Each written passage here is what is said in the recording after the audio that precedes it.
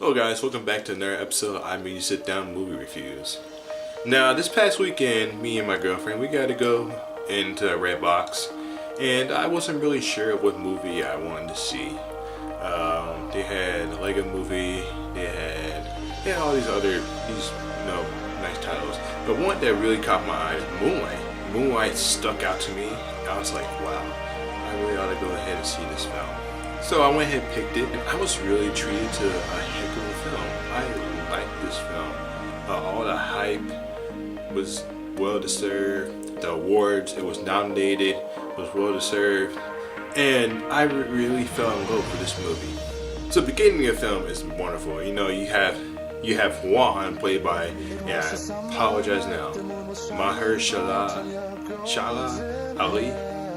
And he pulls up in his Chevy that's on 24s, and it's one of those cars that if you took a wrong step while you're getting out, you're gonna break your leg, your ankle, or pretty much everything. And it introduces him, even though he is a side character in this movie. I really liked his performance. I'll speak on what I really think about him later. And the introduction of the two main characters, well, not two main characters, but main character and him, were just like really well done. It wasn't like, here's one character, here's this other character. No, it flowed. It actually flowed just like a story. One of the biggest things about this film was that one of my coworkers, right before I watched it, he told me that he liked the way that Act 1 and 2, he thought they were beautifully made and written, but he felt like Act 3 was underwritten. And I had to disagree with him on that. You know, I think all three acts were played very well. All three actors, kept that continuity of the character in mind. And I liked it. And this movie is just so good because, it's not a movie where there's a huge conflict. It's a conflict that anyone can relate to. A self-identity, being accepted, where you grow up, who influences you. And I really like that it's a really relatable film, and it doesn't seem just over the ballpark. Immediately the film opens up on a huge sense of topic of drugs and get bullying, and if you want to call this a controversial subject in 2017, being LGBT, or no, in this case it would just be LGB because T stands for transgender.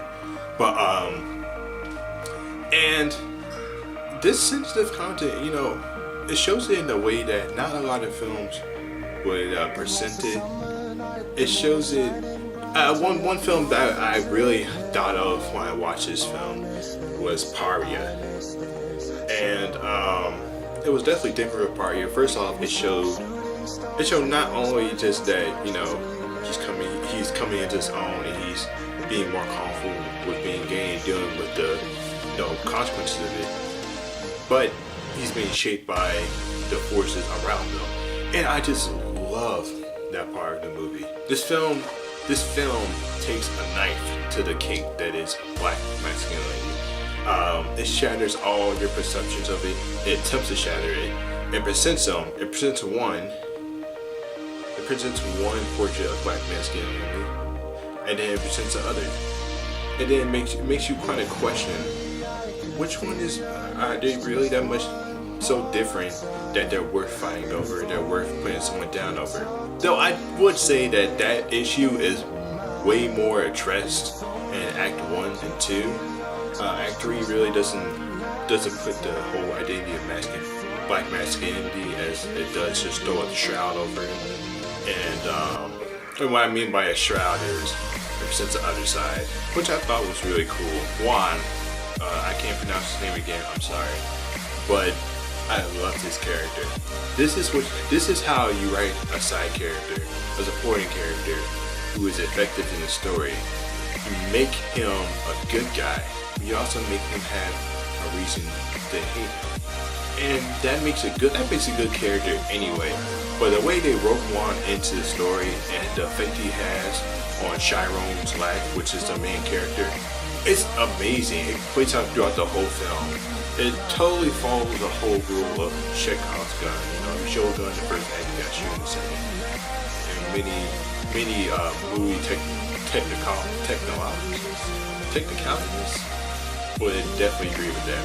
And so we're shown the correlation of Chiron's sexuality and Juan's influence, and you mash together and the way that it's just played out. Oh my god, it's beautiful. But I will say that the whole revelation that he was gay was a little surprising to me, but it wasn't so engrossing to me that I was like, yeah, kind of backed off from it. You know, I actually enjoyed that they explored that side of gay black man and letting people know that this is a thing. It's not a fairy tale, not something to be ashamed of. It's who people are and why you should accept it, or why you should not accept it. But in this film is explicitly cut into acts, and that's one thing I didn't like. So like when they are transitioning from one act to the other, there's really a black screen, and the first one is Little, then Chiron, then Black. It's a black screen, and I thought that was maybe just a little. It just like automatically halted you into a film. You had to get back into it, and it's not so much that the film would just like it would stop right there on the black screen and then cut to a whole nother moment in time when making me wonder what I was missing. It did leave a little bit to be desired. I thought maybe, at least for one of them, a text overlay over the film would have been nice. Wow. The characters, Chiron, his whole silent quality gets mildly annoying. I mean, I understand that, you know, you gotta hate a character to be able to love him, but him being quiet and his inability to like just speak up for himself, I mean, it's a character trait. It's totally understandable. But in the first act, it was annoying. It was really irritating to me. You know, I would just like I don't know how I'm supposed to find out who this character is if he's not going to talk. But luckily, the film it remedies that by having actions and other characters' reactions to him and how they interact with him explain who he is. So I really felt like, you know, that's more of a minor nitpick, and I mean, I wouldn't say that it diminishes the quality of the movie. One thing about the acts being separated by a black screen is that, I mean, usually the act before it leads, the effects of that act right before leads right into the next act. And I absolutely love that. That continuity is hard to come by. When you show the full effects, you take into account everything that happened in the first act, and you make it matter throughout the whole movie. I love that. I like that. And this studio, which I can't think of the name was, and I think it was Plan B. They're not a AAA studio, but this is a really solid effort by people who we never really heard of. I mean, Mahershala Ali, okay, and Janelle Monáe were probably the only recognizable faces in this whole movie, and they only had a minor part. And the way these other people these other actors, both from the child actors, teen actors, to the male actors, were able to carry this movie on their own weight it was impressive. I really liked it.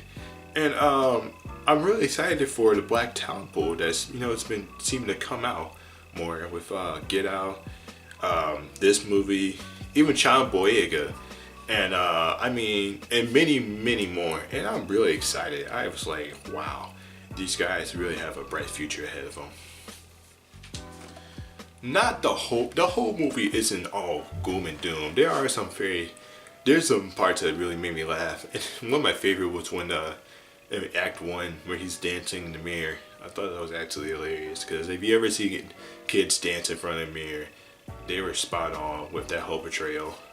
One of the most touching scenes in the movie is when Little and Juan are at the beach and he gives him that weightless feeling. He's teaching him to swim, and that scene was just so, like, I really liked it. And the dialogue throughout this movie is powerful. I mean, not too many words are said by the main character, as I said, but I mean, the dialogue is believable, is powerful. The acting, I mean, there is like maybe one section near the end that I can see that the acting, I mean, it wasn't a little believable. It was a little unbelievable. But for the most part, the acting in this movie was spot on. And then my most favorite part, and I'm just going to spell this, but when Chiron hits this kid to pick it on him, he hits him in the back with a chair. Oh my god. I haven't in a while went to the movie, and when something happens or the main character does something, I'm like, yeah, climb again. Overall, this movie is a great blend of great storytelling, great dialogue, great acting, and a great idea all going in fruition to make a wonderful film. And if you haven't seen Moonlight, I would definitely suggest you do. I already regret not going into movies and giving my money to this production company, because it seems like they have really good ideas. But anyways, guys, I'll see you later. As I said before, I'm gonna start doing game reviews. My first game review is probably gonna be out. I'll give you a time frame later. Next review for St. Patrick's Day, I'm going to be doing a special review on Leprechaun in the Hood. Making sure you guys catch that one. I'm putting a lot of work in that one. It's not going to be just a stand-up video like this. My whole creative arsenal is going to be at work there. So definitely look out for that video. Again, if you like this review, like, comment, subscribe, and keep on coming back to my channel. You know, I try to post these video reviews at least every Monday or every Friday. It depends on my schedule. Usually, if I have a hiccup, I'll let you know via my Twitter, which I will be linking in the description below. But anyways, yeah, I made you sit down. Signing off. Hey you. While you're there, watch my outro. Why don't you hit subscribe or click like and comment on what you thought about this video and my conscious stirring like I'm a freaking skipping video recorder. Yeah, I'm talking to you. Please?